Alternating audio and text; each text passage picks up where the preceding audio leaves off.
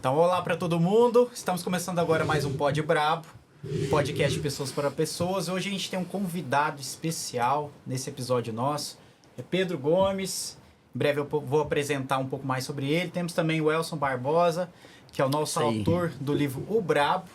E eu, Alexandre Jabur, hoje, para fazer a apresentação dessas grandes pessoas aqui, dessas grandes referências que a gente tem aqui hoje. Então, vou começar apresentando o nosso convidado especial. Pedro Henrique Gomes é advogado bacharel em Direito, pós-graduado em Direito Empresarial e Advocacia Empresarial, MBA em Contabilidade e Gestão Tributária pela Universidade Federal de Uberlândia, mestrando em Direito e Negócios Internacionais, também é professor universitário, consultor, desenvolve projetos de gestão em negócios com foco em sucessão de empresas e holdings familiares, desenvolve projetos especiais e abertura de novos negócios para empresas dos setores de distribuição, indústria, serviços e agronegócio. Seja bem-vindo, Pedro Gomes. Que isso, hein? Muito obrigado. Obrigado pelo convite. Sempre uma honra a presença de vocês dois. Bacana.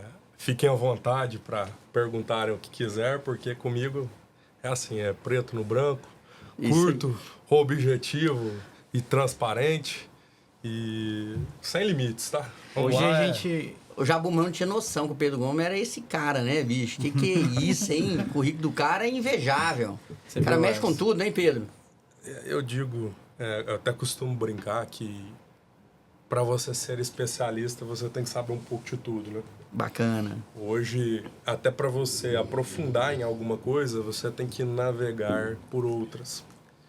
E principalmente na advocacia, na contabilidade, para você conseguir fazer tudo aquilo que o empresário precisa, inclusive o principal dos pontos, né, que é a defesa dos seus interesses e levar dinheiro para o bolso do cara, você Bacana. tem que saber tudo. Um contador, um advogado, ele tem que conseguir explicar para o juiz o porquê de uma caixa preta dentro de uma aeronave que caiu. Então, se você não conseguir ali levar uma explicação bem clara para quem vai te avaliar, te julgar, o cara, seu cliente, ele acaba tendo prejuízos com isso, né? Então, nós não temos um chat GPT humano, né? Que você coloca lá, explique para uma criança de 5 anos como fazer isso, para que serve isso. Nós temos que ser esse chat GPT humano. E é engraçado que a gente estava até comentando, né? Ele tem um perfil totalmente diferente, que não anda de terno. Que a gente vê o advogado hoje só andando de terno e gravata, e o Pedro Gomes, ele tem um perfil muito diferente, né? Quando ele chega assim, o pessoal até assusta. Mas é porque não conhece todo esse currículo dele, não é não? Eu até brinquei ali antes de entrar, né, Pedro, tomando um café ali fora, você e o Alexandre Jabur, e falei, cara, isso é uma inovação, né? Porque falar de um assunto que é extremamente sério, que também é um diferencial competitivo, mas falar de uma forma suave e agradável, que as pessoas entendam, né? Sem um juridiquês naquilo ali, né? Que você transforma um trabalho muito sério, muito especialista, de uma forma bem didática, né? Isso é um diferencial no mundo de hoje, né? Quebrar essas regras que foram criadas aí, que o cara tem que ser uma postura, não que ele não tenha que ser, mas ele não precisa o tempo inteiro, né? Pode transformar esse tipo de pensamento, esse tipo de conceito de uma forma mais suave, né? Porque, igual você falou, isso é uma coisa brilhante que quem gosta de negócio, né, entende. Eu tô ali para gerar uma receita, né? Não interessa se é diminuição de um custo ou vender mais, mas eu gero uma receita dentro dos parâmetros jurídicos. E um contador e um advogado é isso mesmo. Isso é maravilhoso, né? Porque o cara pode estar do outro lado aí ouvindo e falar, bom, o que eu vou extrair disso? Cara, você vai extrair o melhor. Você vai extrair. E Pedro Gomes aí, né? Sem comentário, né? O cara aí conhece de tudo um pouco.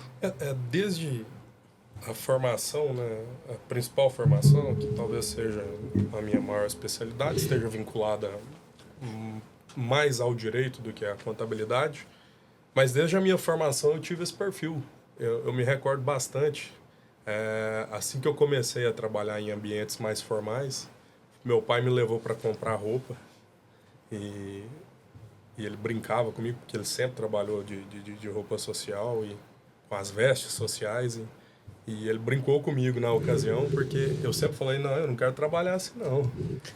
Esse negócio fechado, e gravata, e paletó, isso a contragosto de tudo e todos, principalmente no cenário jurídico da coisa, é totalmente fora do escopo, né? Então, e eu carrego uma máxima comigo que o conhecimento, ele tá aqui dentro, né, da cabeça, ele não está aqui na marca da sua roupa. Isso influencia? Influencia. Eu acredito que influencia, sim, a forma de se vestir, de trajar uma roupa, mas eu não ando como um maloqueiro, como um cowboy, sem nenhum tipo de preconceito contra os cowboys, né? Mas a minha forma de se vestir, ela tem muita relação com aquilo que eu tento entregar para os meus clientes. Sim. Simplicidade e objetividade. Eu acredito muito nisso e ficar rebuscando, vestindo de uma forma que você não consegue ficar à vontade nem para conversar, tem que ficar todo durão, está um pouco fora do meu contexto. E principalmente porque a gente passa muito mais tempo aqui, né, na tela, num computador, num iPad, num telefone, do que em uma mesa de reunião. Então, eu pretendo manter isso, a menos que isso seja exigido legalmente. eu pretendo me manter assim e eu vou primar sempre pelo meu conforto para que eu consiga trazer conforto para as outras pessoas. Legal. E o que o Pedro fala aqui, eu acho fantástico, Pedro. Isso, cara, o negócio falou, o valor, ele tá dentro da nossa cabeça. E quando você fala de traz esse mundo jurídico para o mundo, vamos dizer, de negócios, né? A clareza, né? Isso que me fascina, a clareza como você expõe a ideia, a clareza como você coloca um entendimento de uma lei. E isso é fantástico, cara. Porque nem todo mundo tá com a audição preparada para ouvir um juridiquês. Mas você consegue transformar, aí que tá a beleza da coisa. Você transforma isso de uma forma clara para você e como que você transmite. Igual você falou, como é que eu transmito isso para uma pessoa que é extremamente leiga? Cara, é isso que o mundo dos negócios precisa, de clareza. Objetividade. Objetividade, exatamente. Veja bem, na faculdade, né, nós chamamos de academia, sempre que eu tenho a oportunidade de falar um pouco a mais fora do conteúdo com os meus alunos, e meus alunos e meus professores ao mesmo tempo, né, a gente está em constante reciclagem e aprendizagem, eu sempre trago essa máxima para eles, principalmente para os contadores. A gente vê no mundo corporativo uma dificuldade enorme dos profissionais de contabilidade de comunicarem com o cliente de uma forma que ele entenda a operação e as obrigações dele. Sim. Você vê o contador a todo tempo, mas eu tenho que fazer esse lançamento, essa conta, para acreditar aqui, para debitar ali. O cara não está entendendo nada. Então você tem que ser claro, explica. Às vezes a redundância ela te traz sucesso. Eu concordo com você nisso. Você tem que mostrar para o cara que aquilo tem alguma finalidade, que aquilo traz algum tipo de benefício ou penalidade para ele. Perfeito. Não basta você saber a legislação, operacionalizar um sistema, você precisa sim estar conectado com os objetivos do seu cliente e as obrigações dele.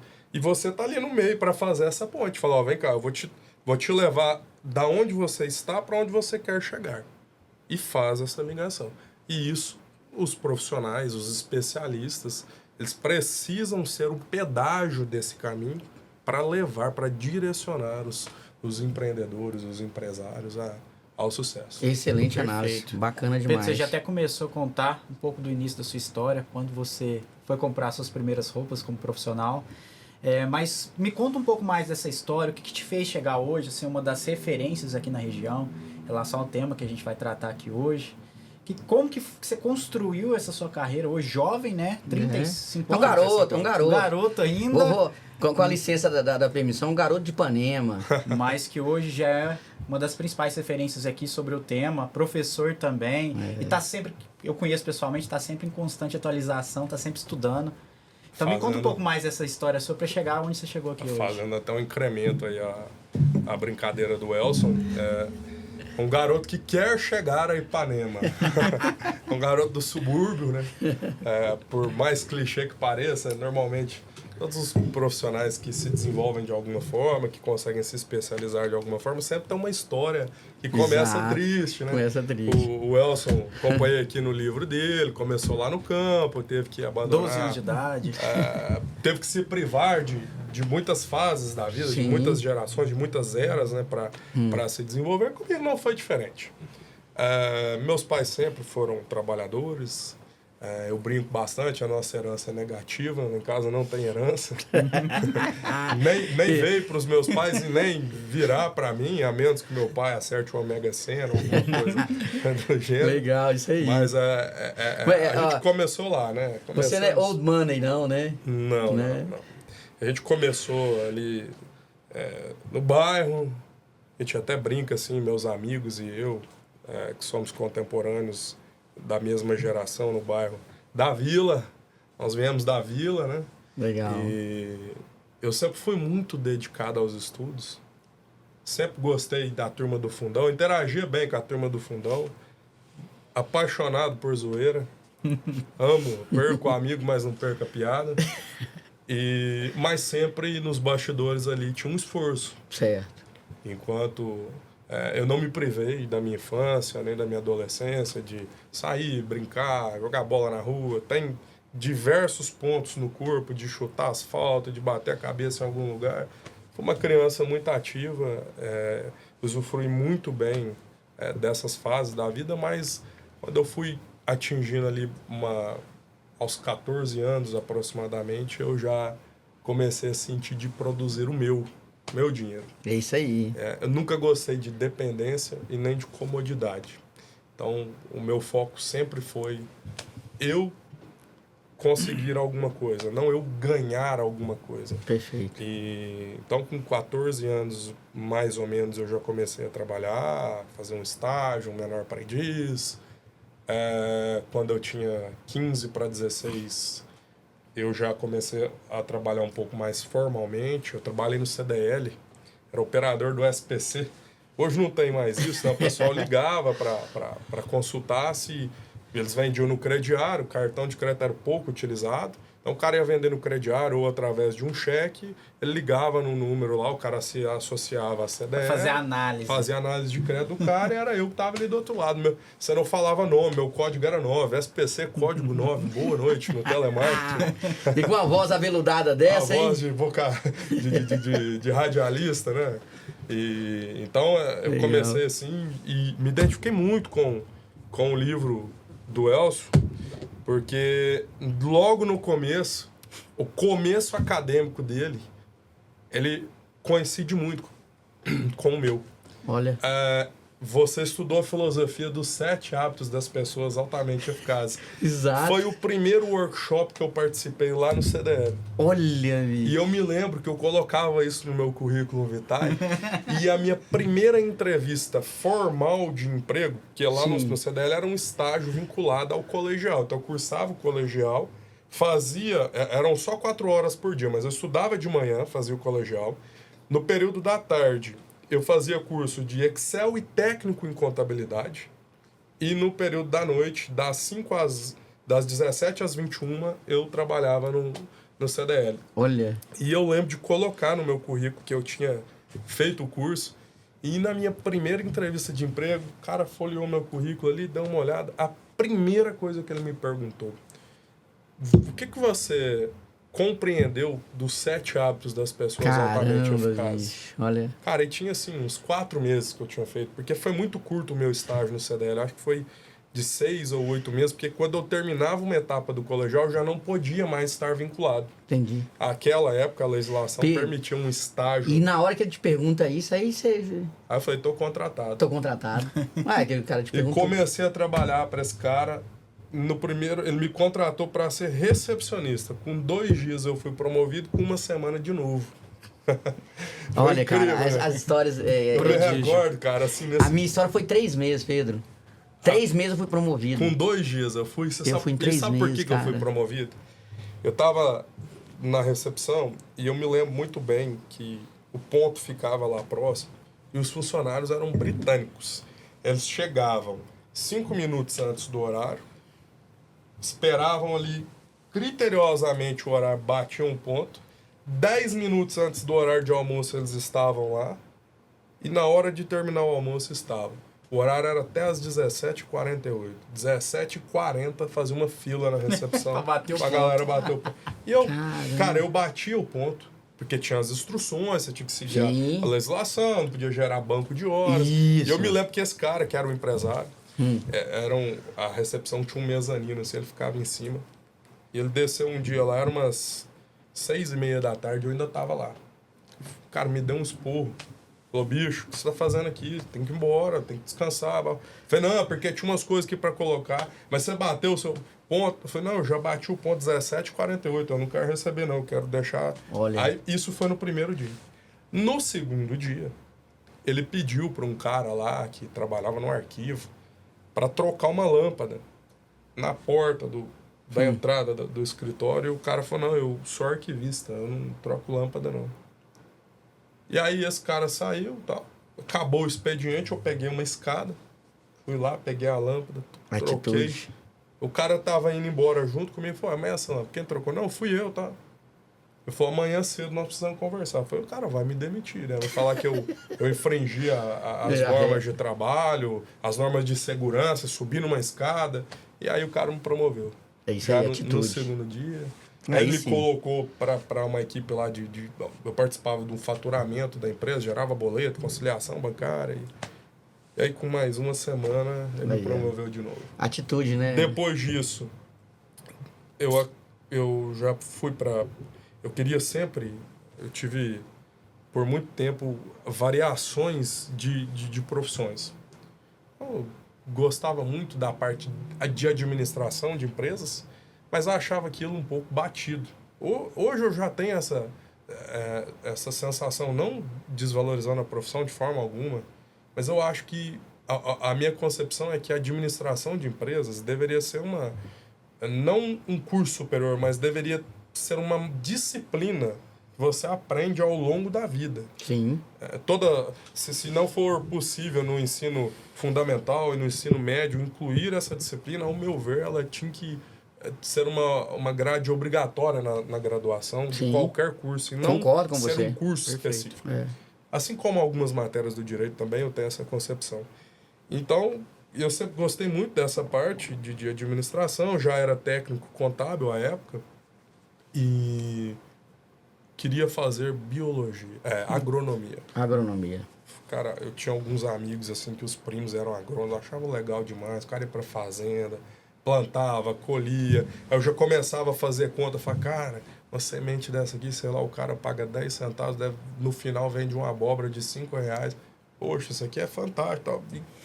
Aí chegou no meu segundo colegial, do primeiro pro segundo colegial, biologia. Biologia? Me pegou. Biologia me pegou, era uma disciplina que eu não aprendia, cara. Eu lia livro, na época não tinha internet assim tão acessível como hoje. Eu estudava de todos os métodos possíveis, eu não conseguia aprender biologia. Falei, cara, agronomia sem biologia, eu vou ser um faturista de alguma empresa do agro, né? Tô fora. Aí gostava muito de exatas. Falei, cara, vou começar a avaliar alguns cursos de exatas. E cheguei a começar a cursar engenharia. Parei. Fiquei uns 6 meses trabalhando nessa empresa, fui promovido 2 vezes, depois mais uma, e chegou a hora do direito. Na época eu administrava condomínios, comecei a fazer muita assembleia de moradores e tudo. E, cara, eu preciso aprender isso aqui é fantástico. Me matriculei e comecei a fazer direito. E cheguei a sócio dessa empresa. Ele tinha um programa lá de partnership. Ninguém usava essa expressão na época, né? Era um negócio novo. E chegou um ponto que você cansa, né? Quase todas as profissões você vai cansando e o direito ele tem uma desvantagem muito grande. Por mais que você seja um consultor de negócio voltado ali para prevenção de problemas e de riscos, você trabalha o tempo todo com problema. Eu sei que sem problema não vem de solução, mas é um negócio que te desgasta. E principalmente na administração de condomínio, você só administra problema. É o cara que chega tarde e faz barulho, a mulher que anda de salto cedo, o cachorro que arranha, o vizinho que faz bobeira, e por aí vai. Eu cansei daquilo, recebi uma proposta do meu tio e nós fizemos 14 anos juntos agora, no dia 1º de outubro. Caramba, hein? Até hoje lá, aí vieram especializações e curso de extensão, até sentar na cadeira de professor, que era um sonho. Esse sonho foi amplamente realizado, mas a época da pandemia começou a desgastar um pouco e até hoje ainda leciono, né? Até os dias atuais, mas o meu projeto agora é outro. Eu saí da academia, de dentro da cadeira da faculdade, e agora eu leciono por conta própria. Nós estamos desenvolvendo alguns produtos aí novos, escrevendo um livro, criando algumas ferramentas para vender para o mercado, e sempre na área da educação continuada, mas fora da academia. Isso aí. Show de bola. Grande história. O Elson, recentemente se tornou conselheiro aí de algumas empresas. E falando agora um pouco mais sobre o nosso tema de hoje, tributário, fiscal, financeiro.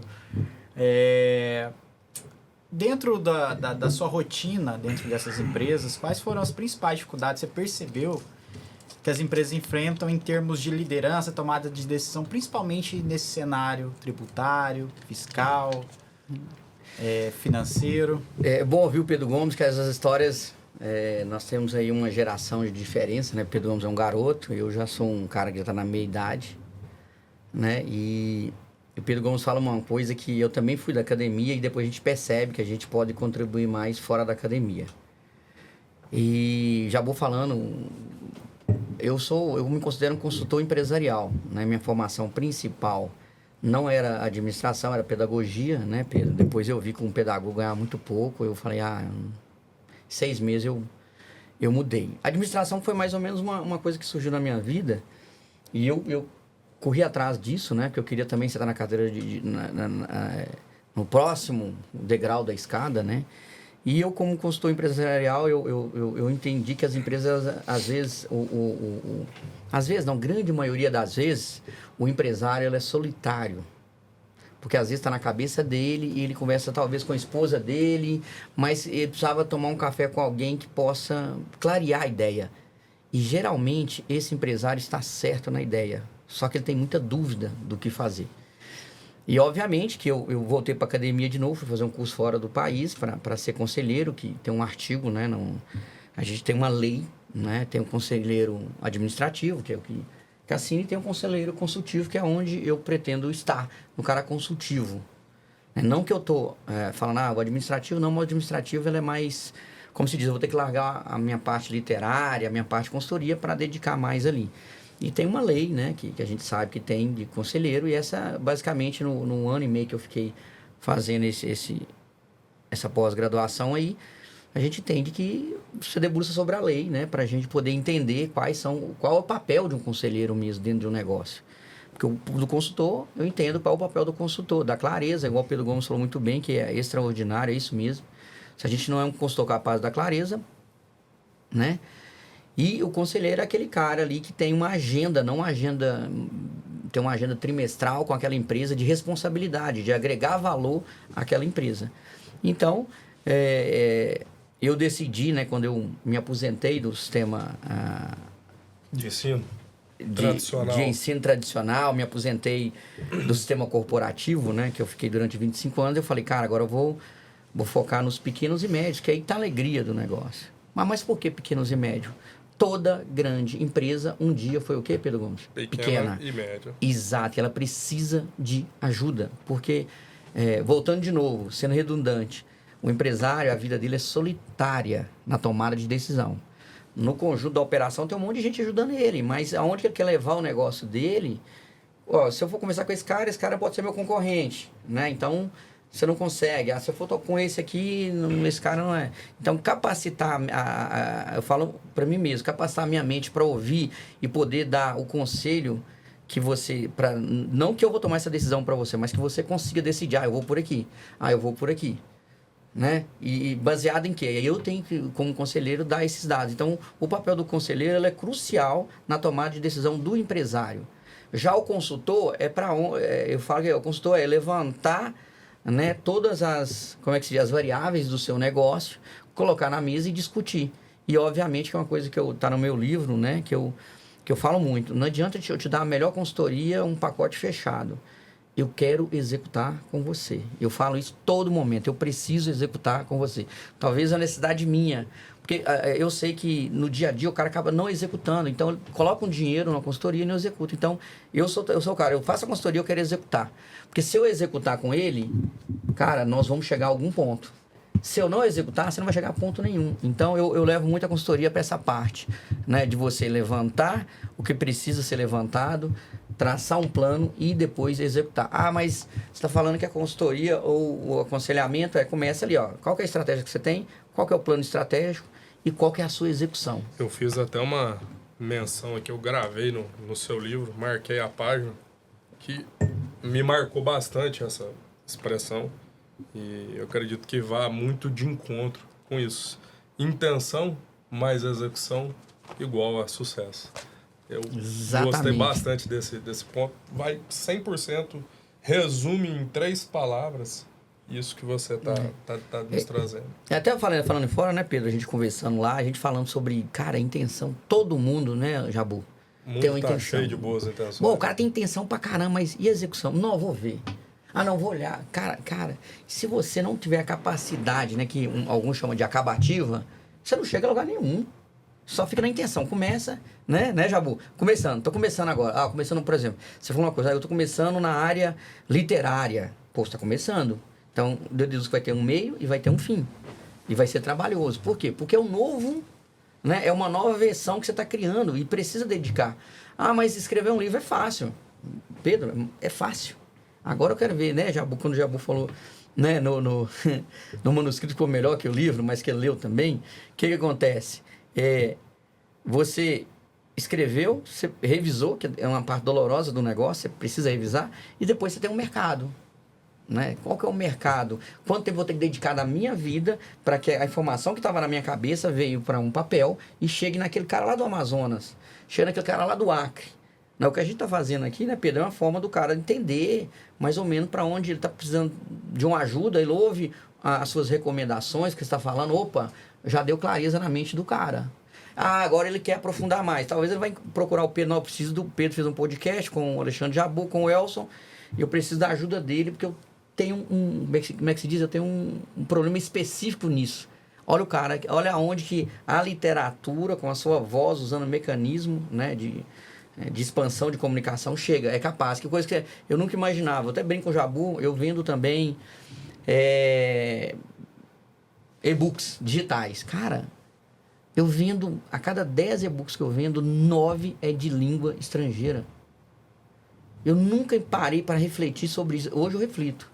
Como é que um cara lá de Trinidad e Tobago, que a gente nem imagina que país é esse, compra um negócio seu e fala, cara, que bacana, tá me ajudando isso aqui.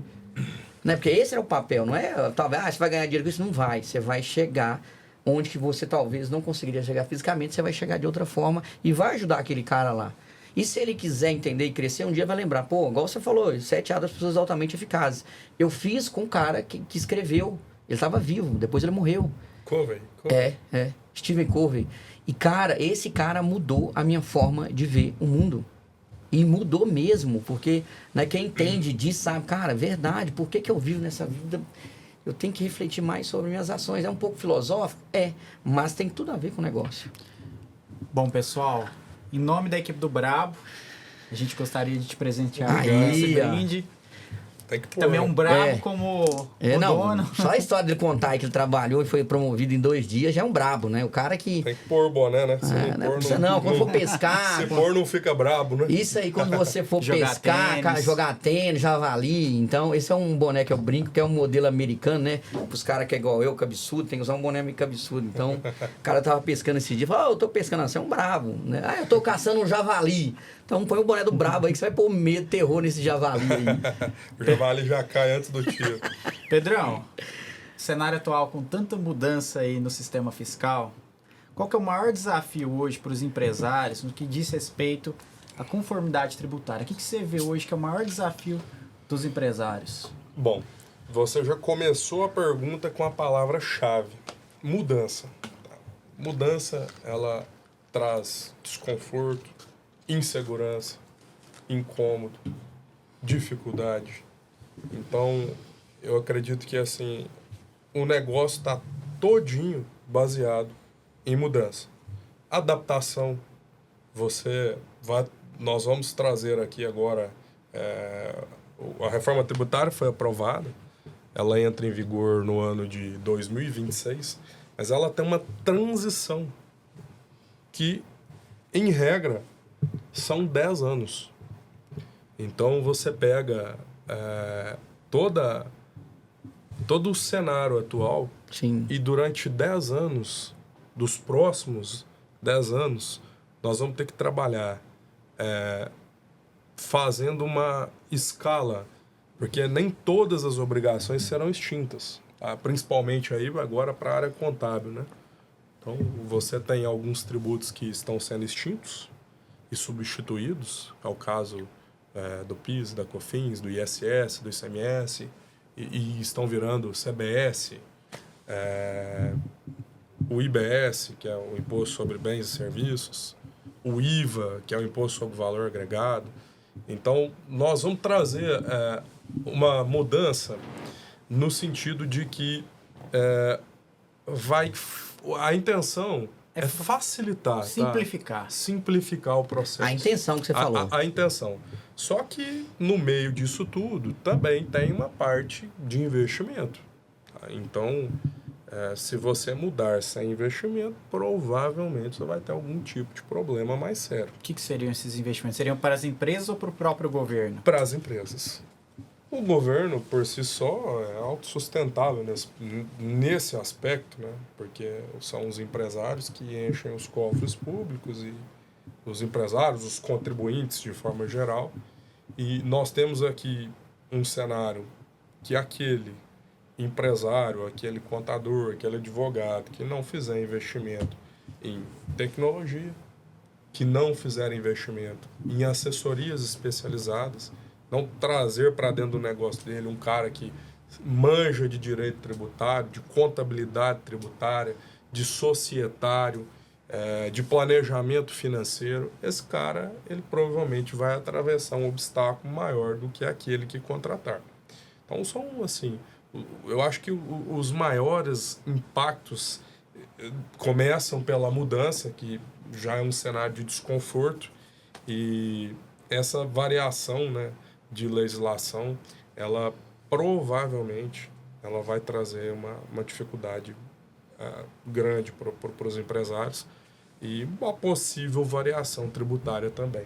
Perfeito. E falando de tecnologia, aproveitando até esse assunto, o Pix foi uma grande mudança no nosso cenário financeiro brasileiro.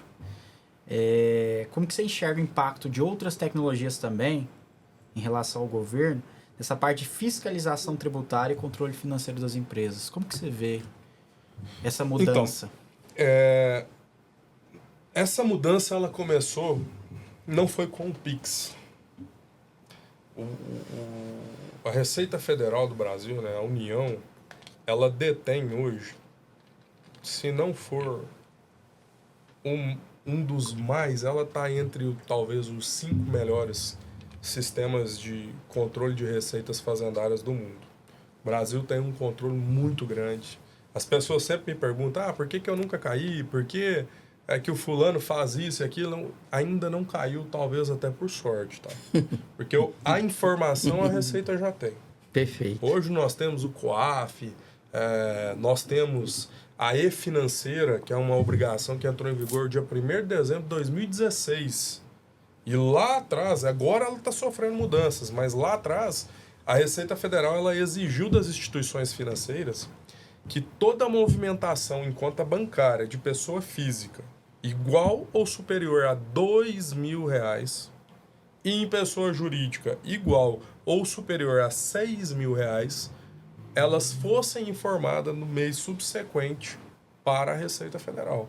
Então, o Pix facilitou? O Pix facilitou porque ele trouxe algumas outras clarezas que a e-financeira não traz.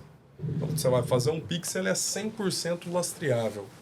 100%, de ponta a ponta. 100%, de ponta a ponta. Você sabe quem fez e quem recebeu. Perfeito. E você consegue saber quem pagou quem fez e quem vai pagar aquele que recebeu.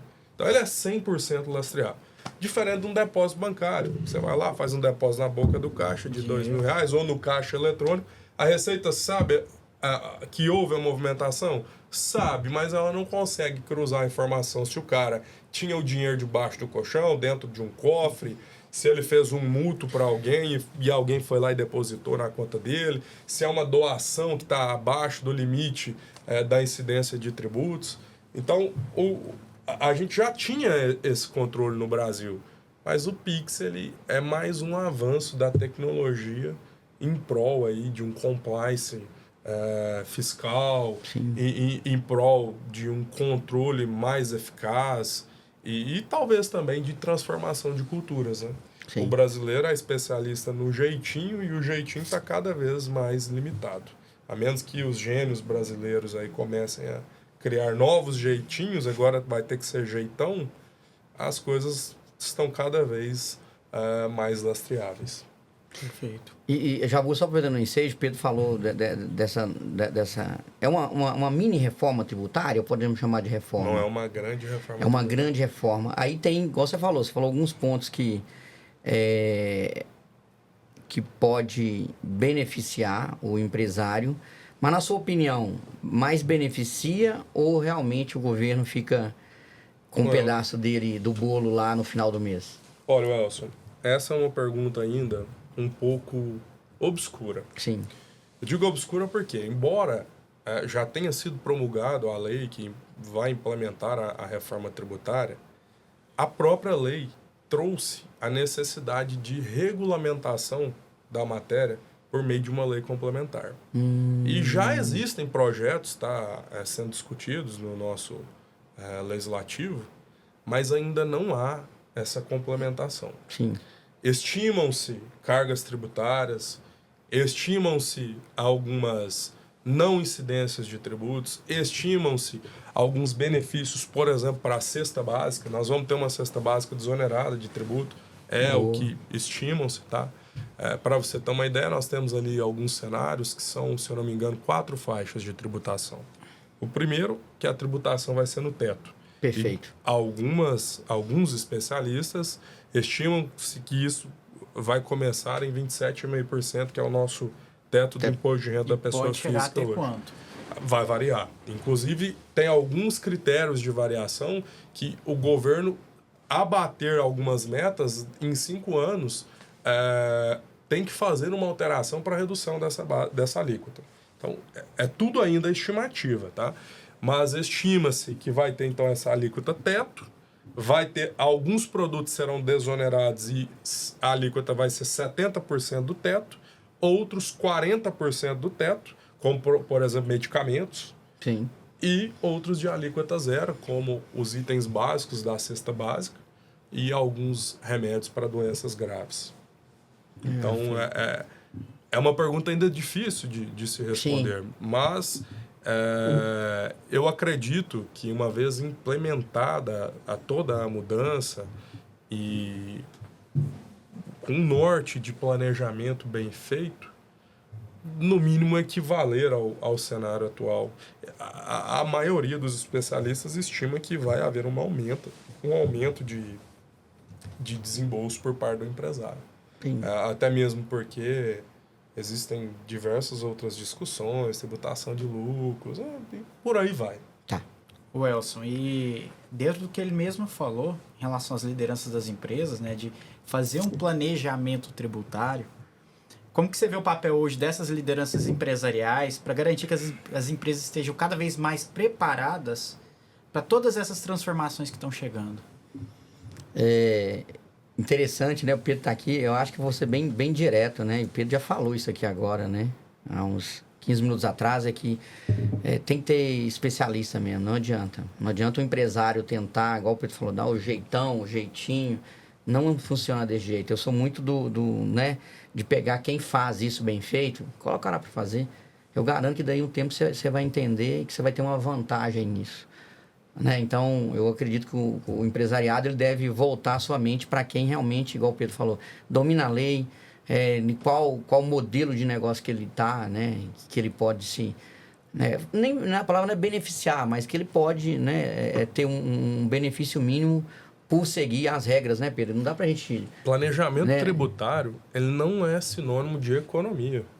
Planejamento tributário é sinônimo de conformidade.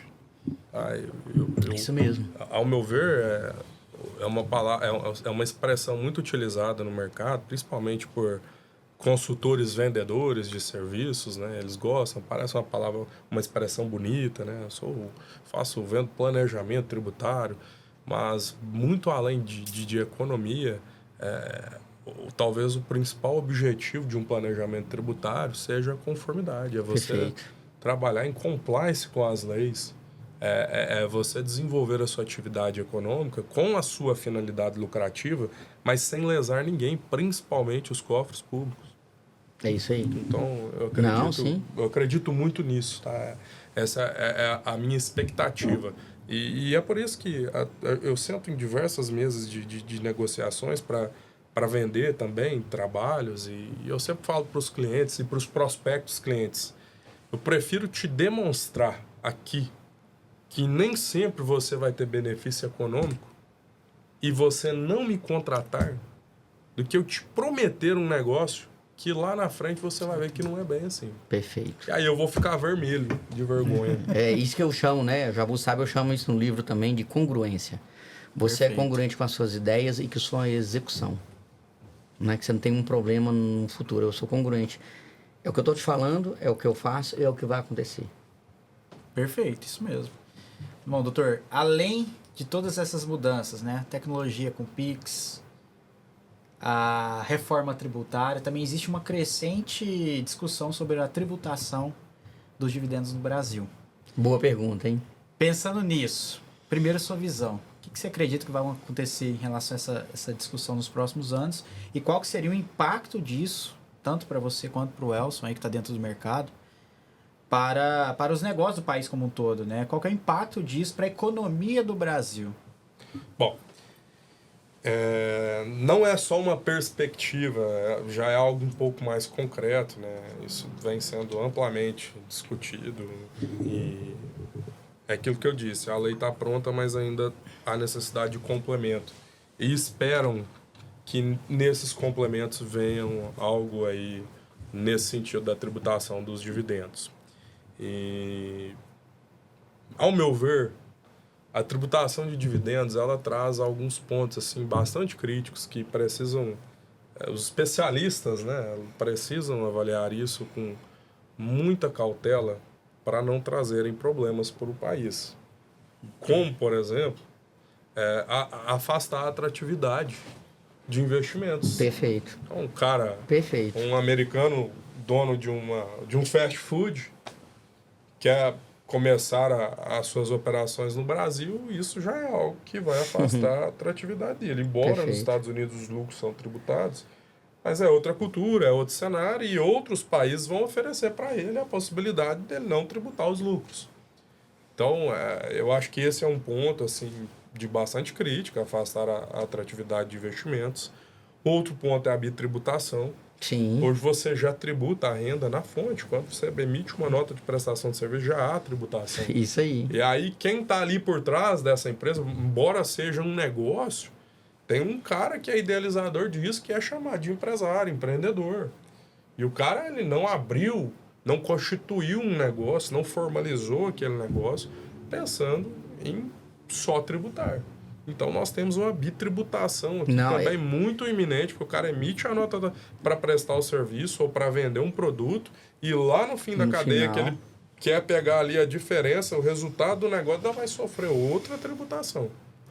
E, por fim ainda, alguns mecanismos, né, de planejamento tributário nesse sentido, para tentar aí dar uma amenizada na tributação dos lucros, também já é utilizado bastante pelas médias e grandes companhias, que é o juros sobre capital próprio. Sim. Também já estima, os especialistas também estimam que nós vamos ter o fim do juros sobre capital próprio. Então, são alguns pontos aí bastante interessantes, e eu volto a repetir. Planejamento tributário e financeiro para demonstrar que o negócio para de pé, para o empresário colocar os 2 pés no chão e só levantar um pé para dar um passo para frente. Só reforçando, Pedro, você falou uma coisa maravilhosa, que eu também me encaixo aí nessa questão da bitributação, e talvez a gente está nessa mesa aqui também, sim, porque a gente sabe que tem um lucro real, tem um lucro presumido, e a gente tá aí nessa aí. Isso não faz nenhum, pelo menos para mim, né, como negócio, não faz sentido nenhum, né, se você sofrer esse tipo de bitributação. Eu falo no próprio rede de alimento, né? Porque quem vende alimento, independente se é fast food, se é comida, ele sofre isso pra caramba. Porque ele paga ali também, quando ele compra o tomate, ele compra a alface, ele compra a carne. E na hora de emitir lá na boquinha do caixa, de novo. Então, igual você falou, tem que ter um mecanismo que não destrói o empresário.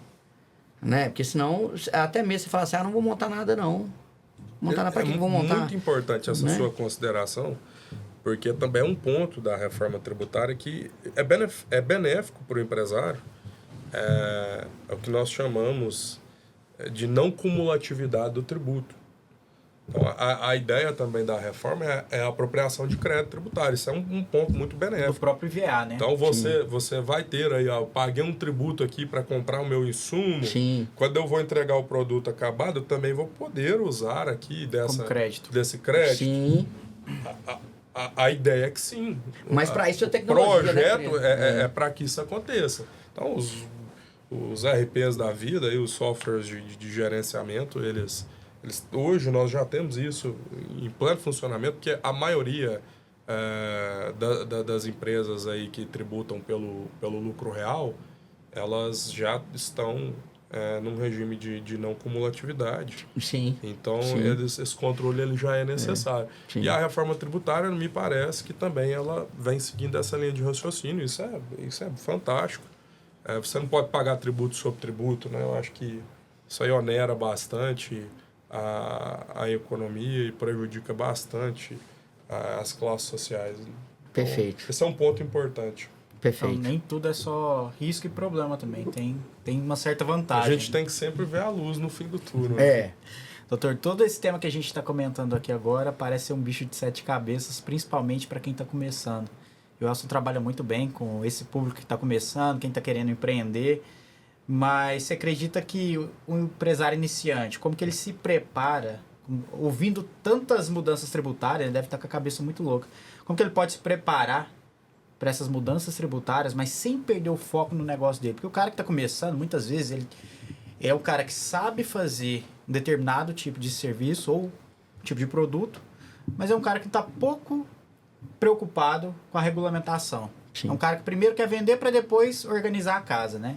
Boa Como que colocação. você pode hoje pensar, colocar na cabeça desse cara que ele precisa se regular? Qual que é o primeiro passo que ele precisa dar para poder se estabelecer e sem perder o foco no crescimento da empresa dele?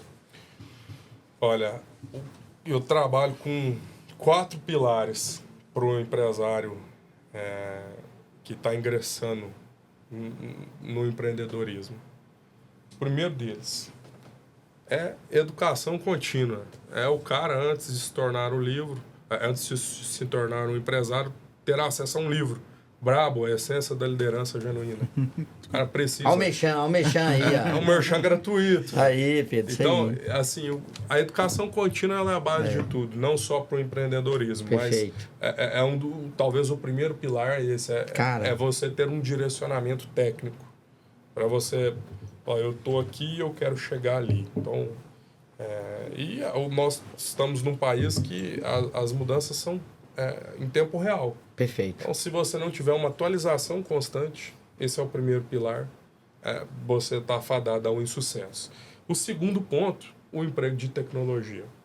Em qualquer tipo de negócio. Hoje no futebol você vê tecnologia. Perfeito. Na pescaria você vê tecnologia. E na empresa isso é algo essencial, é indispensável. Sem tecnologia, nós temos hoje aí a inteligência artificial que chegando. Um negócio que no começo parecia um bicho de 7 cabeças, hoje você vê o cara vai cozinhar um ovo, ele pergunta pro chat GPT qual o ponto do ovo, qual o tempo para ele fazer isso. O terceiro, assessoria especializada. Excelente. Sem assessoria especializada,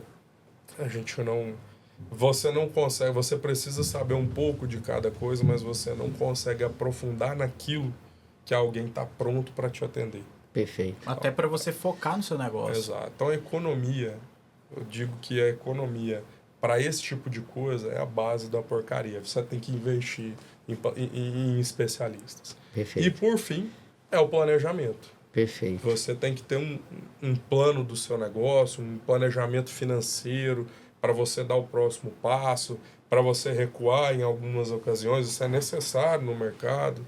E para você desenhar lá na última linha o seu sonho. Isso Então, aí. acho que os 4 pilares, para mim, são esses. Atualização contínua, tecnologia, planejamento e assessoria. Isso aí. Elcio, para você, você que já trilhou aí entre várias empresas, como consultor, como conselheiro, como que você vê que as lideranças das empresas podem começar a aplicar também os maiores problemas que elas já... A primeira pergunta. Qual o maior problema que você já identificou ao longo da sua trajetória dentro de uma empresa? Eu vou pegar a palavra do Pedro Gomes, que foi muito, muito sábia. Ele falou 4 pilares e eu também eu gosto disso, porque as pessoas às vezes não sabem por onde começar. E nós começamos nosso bate-papo aqui falando de clareza e Pedro Gomes colocou muito bem. E eu falo para as pessoas que se você vai criar um negócio aqui, no Japão, na Austrália, onde que for, Pedro Gomes, 4 pilares é importante no mundo da gestão. 4. Se você não entender esses 4, realmente não abra seu negócio. Não abra. Você falou com muita propriedade, vou falar mais do lado aqui da gestão. Primeira coisa, vou abrir um negócio, a primeira que você tem que fazer. Se você não entender isso, esquece. Primeira, quem que é meu cliente? E quando eu falo cliente, quem que é o cliente que eu vou atender e quem é meu cliente interno, como é que eu vou tratar o meu cliente interno, como é que eu vou desenvolver meu cliente interno. Então, se eu não tenho o cliente que é externo e o interno, esquece. Está dentro do seu planejamento estratégico. Exatamente. Se você não tem isso definido, esquece. Segundo, que é tão importante quanto o primeiro. Segundo, fluxo de caixa. Aí que entra o que você falou do planejamento. Se eu não tenho fluxo de caixa, esquece. Cara, esquece. Então, olha o que você falou. Nós estamos falando aqui há quase 45 minutos sobre planejamento. E com especialista. Então, se o cara não tem, esquece. Sem fluxo de caixa, você vai morrer. E vai morrer tão rápido que você nem vai perceber. Se eu já tenho, eu consigo sobreviver, porque eu já tenho um mínimo aceitável para o negócio. Terceiro, tão importante, para tudo que eu fizer dentro do meu negócio, eu tenho que medir um ROI. Tudo que eu tô, igual você falou, planejamento, não, eu tô investindo, então ROI é o retorno sobre investimento. Eu tô contratando um especialista, eu tenho que medir um ROI. Eu tô colocando dinheiro em marcha, eu tenho que medir um ROI. Eu tô contratando mais uma pessoa para fazer parte do meu time, meço o ROI também. E o quarto e o último, que as grandes empresas talvez caem nesse, as grandes, empresas de 50 anos, 60 anos. O último é inovação. Se você não é capaz de inovar, Pedro, não adianta. Você tem que inovar. Inovar pode ser com tecnologia, inovar é contratando um especialista, inovar é tendo um conselheiro, inovar é lendo um livro, uma literatura de negócio. entende? As pessoas acham que inovar é apenas eu ter o melhor, como é que se diz? A melhor tecnologia. Melhor software. Amanhã, igual você falou, amanhã surgiu lá né, uma inteligência artificial que te engoliu. Não, inovar é diferente. Inovar é igual você está falando, você está inovando no mercado que você está. Ó, eu inovo que eu fico mais tranquilo, eu uso a roupa que eu gosto, as pessoas me respeitam por isso. Eu estou inovando. E eu vou na contramão do negócio que já tem anos, né? A profissão. Inovar é isso. Eu fazer a mesma coisa, com a mesma conduta ilibada, mas fazendo de uma forma leve. Então, inovação para mim é isso. Então, se eu entendo esses 4 pilares também, que você falou muito bem do seu... Aí, se eu entendo isso, cara, impossível do negócio dar errado. Eu falo que é impossível. Se você atendeu a essas 4, e não é aqui, se for na Grécia, é desse jeito. Isso estou falando no âmbito profissional, tá? Não no âmbito amador. Se eu entendo isso, cara, acabou. Né? O negócio tem grande chance de perpetuar. Igual eu falo, pô, o Pedro Gomes ou eu, o Alexandre Jabu, criamos um negócio para 3 coisas. Né, Jabu? Para que criar um negócio, Pedro Gomes? Eu crio para vendê-lo no futuro, vender 100% ou a parte dele, ou eu crio um negócio, né, para me deixar para os meus filhos, ou então eu crio um negócio para quebrar. Não tem outra opção, né? Então eu tenho também entender que tudo isso tem um processo bem desenhado, que as pessoas que estão nesse processo, elas têm que ser, no minimamente, especialistas no que faz. Não precisa entender de tudo, não, mas minimamente para que esse negócio dê certo. Né? Entender, igual você falou, de tributação, entender de negócio, entender de gente, entender de lucro, entender de inovação, de tecnologia. Então, todo esse amparado que está aí disponível, vamos usar para o negócio. Né? Que o negócio ele é profissional, ele precisa de profissionais que possa elevar para o próximo nível aí de vender, de expandir, de ter mais lucro. Né? Eu chamo que a última linha do balanço tem que ser sempre o seu sonho, né? Muito bem colocado. Vou pegar isso aí. Vou pegar esse chegar na sua última linha do balanço, que é o seu sonho. Meu sonho, então, mora na última linha, não na primeira. O meu mora na última linha. O meu também. Olha pra você ver, tem muita gente que acha que o sonho mora na primeira linha. Não, ele é o último, né? Ah, então eu vou levar isso também, um aprendizado aqui hoje. Eu até brinco, quem não sonha, não realiza. Então, se você não tiver essa máxima na sua vida, conforte-se com uma vida pacata, com uma vida mais ou menos, né? Legal demais. Porque se você não tem um sonho, você vive sem graça, né? É verdade. Você vive sem limites. Hoje vou chegar, vou sentar aqui, ficar quieto, esperar o tempo passar. E aí, o que você queria fazer ao final do dia? Perfeito. Doutor, ainda nessa parte de tributação, como um especialista dentro da parte de sucessão, como que você vê hoje a questão da holding familiar? Olha, eu até uso outra expressão. As pessoas, comumente no mercado, os profissionais, os vendedores de serviço, trabalham com essa expressão de holding familiar, né? Eu trabalho com a expressão de planejamento patrimonial e sucessório. A holding é uma ferramenta para você levar o seu patrimônio para alguém ou para algum lugar. Então, eu acho que isso é indispensável. Nossa cultura, ela tem evoluído bastante nesse sentido. Os países mais desenvolvidos já há muitas décadas têm essa tendência. Você não vê um americano comprar um imóvel na pessoa física. É verdade. O cara já, ele já tem a política de ter uma estrutura empresarial para... Ah, mas é só o imóvel que você vai morar? Mas lá na frente a gente conversa. O que o Pedro Gomes falou, uma coisa fantástica, que a gente que também trabalha no mercado imobiliário, né, Pedro? Os profissionais não têm essa visão que você acabou de falar. E eu que tenho um acesso à cultura americana e fiquei muito tempo, o Pedro falou uma coisa que às vezes eu não falo, né? Que é essa questão, você não vê mesmo. É verdade, você não vê. O cara vai abrir uma indústria de copo na garagem da casa dele. Ele abre primeiro uma empresa de participação, para depois ele abrir a indústria. Isso mesmo. E isso é uma cultura, isso deveria ser algo assim natural. E vai chegar um ponto no Brasil que nós vamos ter... Eu diria até que os empresários, principalmente aqueles que conduzem negócios familiares, eles têm se movimentado nesse sentido. A gente tem muita procura para a constituição e manutenção de negócios familiares, mas eu acho que a principal virada de chave desse negócio, ela está nas famílias nos empresários não enxergarem somente o custo para se transformarem. Não enxergar o custo para fazer um planejamento patrimonial sucessório como um único objetivo, com a única finalidade de se fazer isso. Isso tem várias outras nuances. E economia, né, Pedro? Você traz economia. Traz economia. Já foi comprovado. Eu diria que 98% dos projetos de planejamento patrimonial e sucessório vão trazer benefício econômico. Mas esse não é o principal objetivo. Você tem ali a busca de outras coisas. Por exemplo, o Elson disse, passar o bastão. Isso. Você tem, você permite essa ferramenta de forma voluntária. Isso. Você permite uma segurança jurídica para o seu negócio que vai afastar uma outra das 3 opções que o Elson deu, que é você quebrar. Sim. E você permite ainda também a profissionalização do seu negócio para levar isso para o mercado se um dia você for vendido. Perfeito. Então, vai 100% de encontro com